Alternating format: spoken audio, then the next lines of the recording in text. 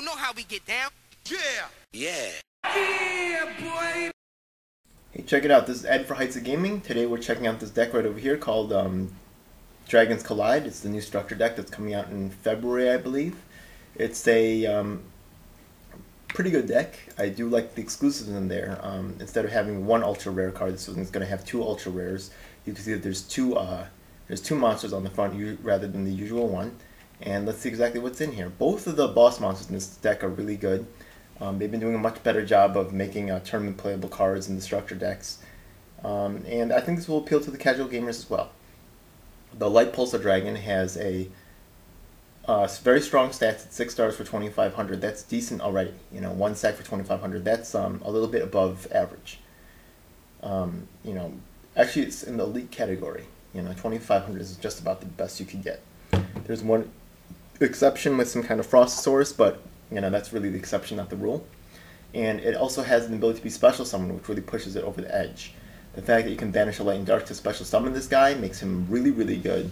And then the additional fact that you can, you know, when the card is sent from the field to the graveyard, that you can take a level 5 or a higher dark dragon monster in your graveyard and special summon that target, meaning that you can bring back Red Eyes Darkness Metal Dragon, really makes it, you know, insane. You know, you could get Dark Horus back.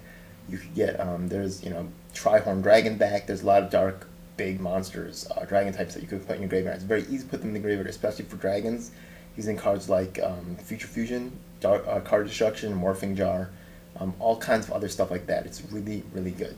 Light Pulsar Dragon is really an elite card. Then we take a look at his brother, I guess you could say, the Dark Flare Dragon, and it also is a really good card. Just maybe even better possibly than the Light Dragon, but definitely par with it. You could special summon this card from your hand once again. You can special summon it. You can normal summon it. You can also special summon using Monster Reborn. All the other suite of you know, special summoning monsters. It's only 5 stars. You can cost down, Star Blast it out.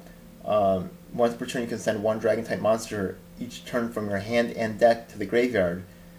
That's really good. Once this guy comes out, you're you know, fueling the graveyard for more synchro material.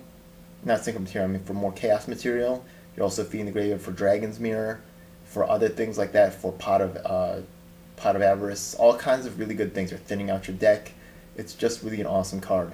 And then from there, you don't just doing that enough would be an awesome effect. But then you can do that, and then you can target one card from either player's graveyard and banish that target. So you could get rid of their Glow Up Bulb, you could get rid of their Plague Spider, you could get rid of their Spore.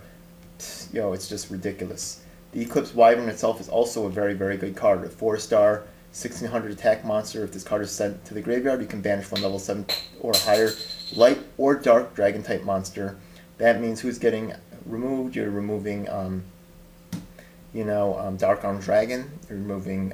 You could put this. You could just put this even in the Light Form deck, and then you could, you know, use this to go and fetch Judgment Dragon. It's really, really good.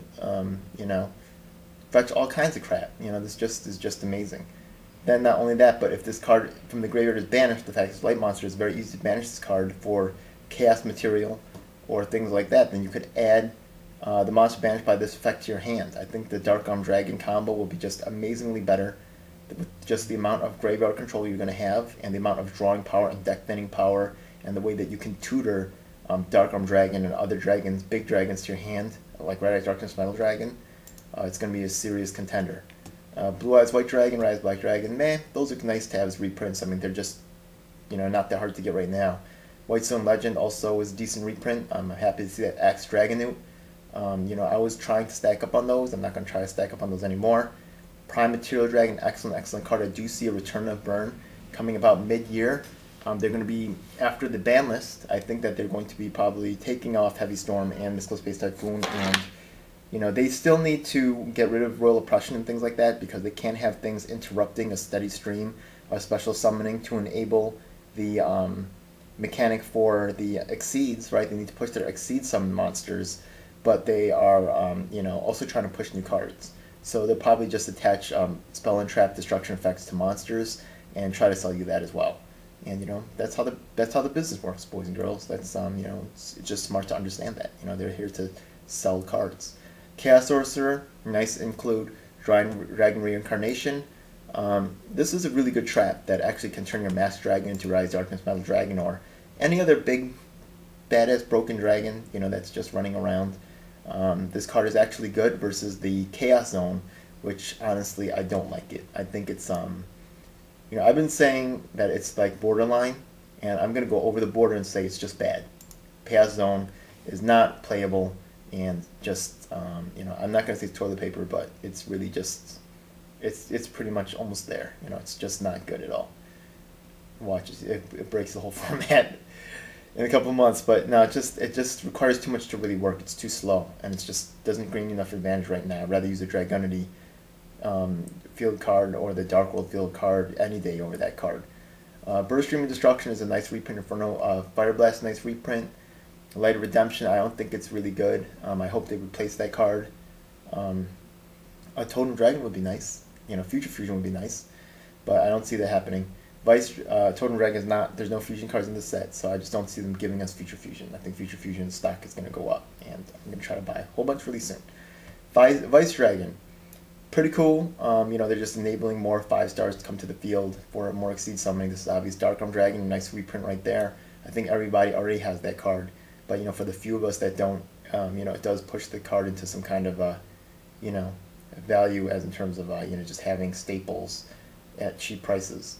I do think Dark Arm Dragon is a staple. I think it doesn't run in every deck, but I think that you should just have it in your collection. It's a staple for anybody's collection. It's just that powerful and game warping of a card. Lord of D, a Winged Beam of Giant Dragon, Traverse Breath, Flute of Summoning Dragon are not really cards to write home about. Decent, and that's my set review. Overall, I would have to give this deck about an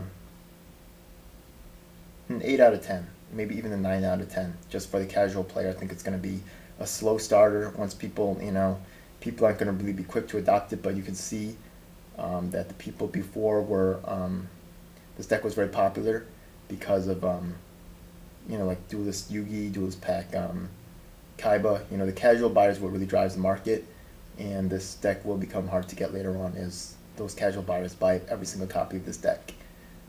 Alright, yeah, hope you guys enjoyed. That's Heights of Gaming set review, and once again, we do guarantee the lowest price on this deck, so if you have any questions, give us a call, 347-709-3001. Have a good one. Peace. You know how we get down? Yeah. Yeah. Yeah, boy.